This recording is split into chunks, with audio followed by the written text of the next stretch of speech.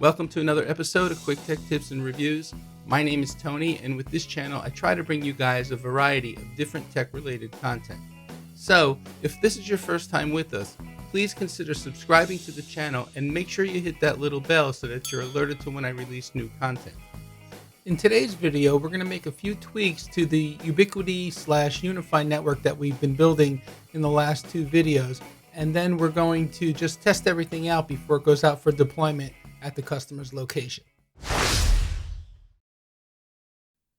Okay, so in the first video, we set up the edge router. In the second video, we set up the Unify Wi-Fi.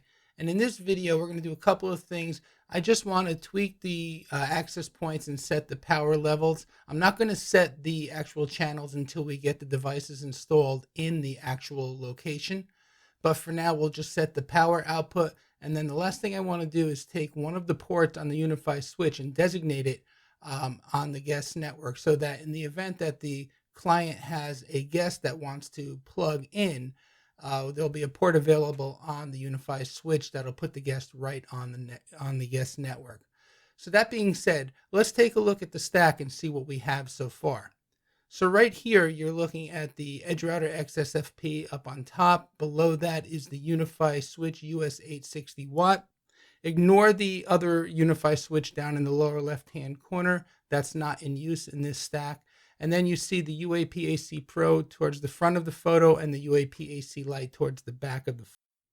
Let's take a closer look at the photo. The gray wire coming into the Edge Router on ETH0 is the internet. The blue patch cable going from ETH1 on the router to port 1 on the Unify switch is the trunking cable passing all of the traffic, including the VLAN traffic as well. Then I have the UAP AC Lite plugged into ETH2 on the Edge Router with the yellow cable.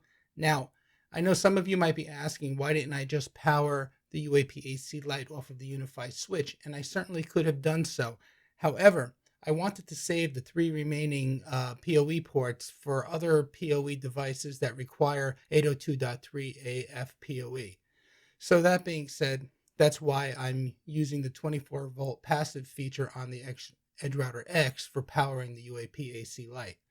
And then the cable on port 8 of the switch, the gray cable, is powering up the UAP AC Pro. And finally, the white cable going into port 3 is my computer. At this point, let's get into the Unify controller and we'll set some of the power settings on the Unify devices. All right, guys, so I'm signed into my Unify controller and I'm on the site New Client Allen, and we're on the Devices tab, and you can see the three Unify devices, the 8-port switch, the UAP AC Pro, and the UAP AC Lite. So the first thing we're going to do is set the power output levels for the Unify access points. Then we're just going to simply designate port 2 on the switch for the guest network. So let's start with the power levels on the access points. I'm going to start with the UAP AC Pro. And let me just bring this over into the middle so that you can see it. Let's click on the gear where it says config. And then we're just going to come down to the radios tab and expand that. And we're just simply going to take the 2.4 band and we're going to set the transmit power to medium. And then on the 5 gigahertz band, I'm just going to set the transmit power to high. I'm going to go ahead and queue changes, and then I'm going to come down to the bottom and say apply changes, and then the UAP AC Pro should be provisioning, and there you go. We're going to do the same thing now, exactly the same thing for the UAP AC Lite. So we'll come on over, we're going to go into config, we're going to expand the radios.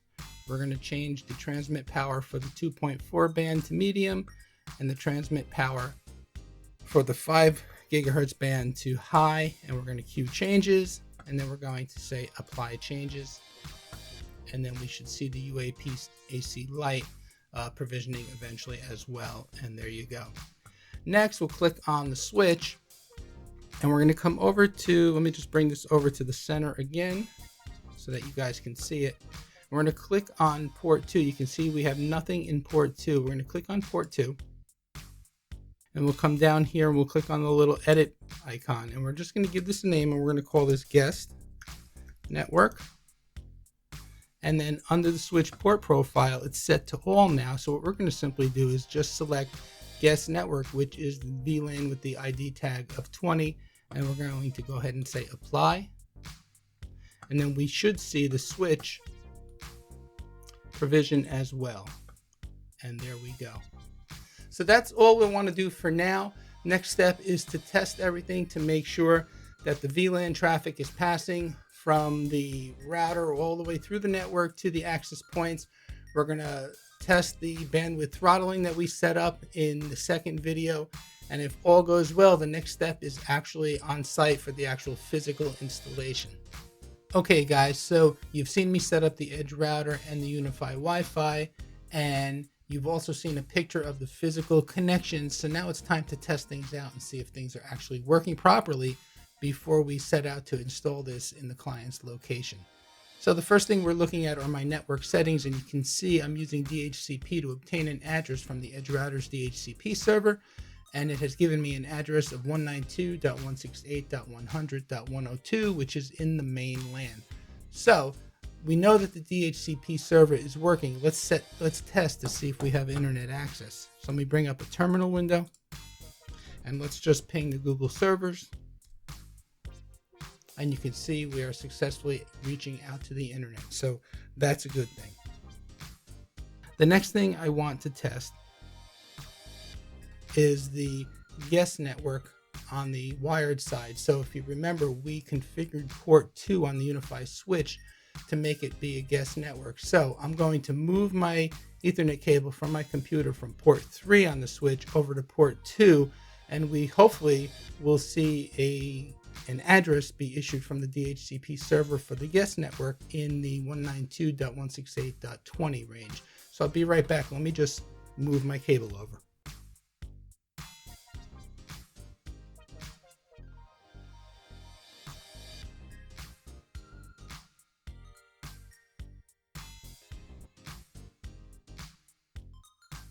Okay guys, and there you go.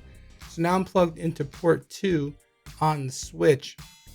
And if you can see by the network settings here, I've been issued a 192.168.20.2 address. So again, let's see if we have internet access being connected from the guest network. And we're able to reach the Google server, so that's good. The next thing I want to test are the firewall rules. Remember, we set up the firewall rules in the first video to block the guests from being able to access anything on the main network. So the first thing I want to do is let's try pinging another device that's on the main LAN. So for the purpose of this video, I've set up another computer. I have a laptop plugged into port 3 on the UniFi switch, and it's got an IP address in the main LAN of 192.168.100.104, and you can see that by the image that I'm bringing up on the screen now. Let's just see if we can ping that. So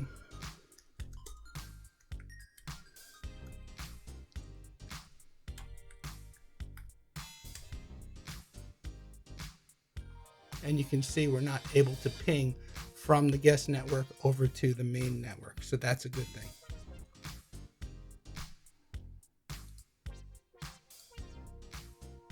The next thing I want to try is seeing if I can hit the interface of the Edge router from the guest network. We should not be able to. And you can see the page is not loading. It's just spinning and spinning and spinning. So the firewall rules that we have in place are working as expected. So that's a good thing. Okay guys, so I have the computer's cable physically unplugged from the network switch, and we're running on 123's Wi-Fi network. We have a status of connected with an IP address issued in the main LAN of 192.168.100.105. So let's bring up the terminal window and let's do a ping out to Google to confirm internet access. And there you go. Okay, next, let's do a speed test and test the network speeds, although this really isn't relevant because we're set up here in my office versus being set up on site, but the client has 150 meg internet symmetrical, so we should get decent speeds in his location as well, but for the purpose of this video, let's do the speed test so that we can compare it when we switch over to the guest Wi-Fi and test the bandwidth throttling.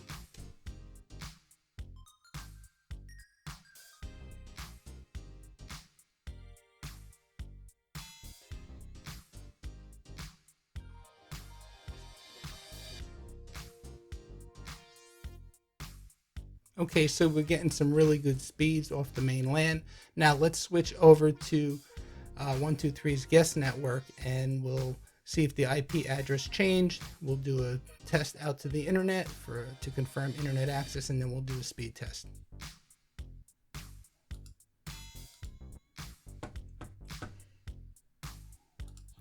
So we've switched over to 123's guest Wi-Fi. We have a status of connected. We have now an internet IP address on the guest network and the VLAN of 192.168.20.3. So everything seems to be working as expected, which is a good thing. Let's bring up a terminal window, and again, let's ping out Google. And we have internet access off the guest Wi-Fi. And lastly, let's do another speed test. Now, when we set up the Wi-Fi bandwidth limiting, we limited the guest to 10 megabits per second down and I believe 2 up. So let's test it out and see what kind of results we get.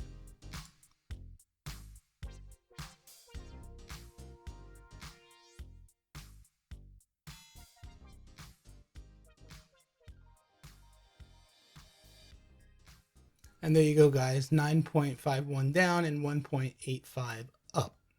Okay, guys, with this video and the last 2 videos that I did for new client Alan's network setup, you've seen the process that I go through in preparing a network from a design standpoint to meet the needs of the customer, as well as the testing process, etc. Now, based on the testing that I did here, and I'm sure I could have done a few other things to test, but I'm confident that once we get the network installed, that the performance is going to be just fine. When we get there, we're going to do a before test with its current Wi-Fi, which I believe he's using an Apple Time Machine, or not Time Machine, an Apple Time Capsule as his main router, and he's also using that for wireless backup of his devices. So we'll take a speed test when we get there, and then after we get the network installed, we'll do another speed test. We'll see where he was and where he is after the Unify install is in place. That being said, also part of the installation on location is also going to be a cord cutting solution where we're going to be putting an antenna in the attic, a Tableau over-the-air DVR on the network. So I'm going to try to capture some of the footage on site during the installation process. I'm not sure how much of it I'm going to be able to show, but I'm going to try to grab something and maybe just put one final video together, show you the speed comparisons from the before and the after, etc. So there you have it, guys. If you liked this video, found it helpful, and would like to see more videos like this, please give it a thumbs up. Be sure to check out some of my other videos up above. You can help out the channel by remembering to subscribe, give the video a like if you haven't already, and share the video. And remember to use those Amazon affiliate links down in the video description below. I know they don't change your price, but they do help out the channel. My name is Tony with Quick Tech Solutions. As always, I thank you for watching. See you next time.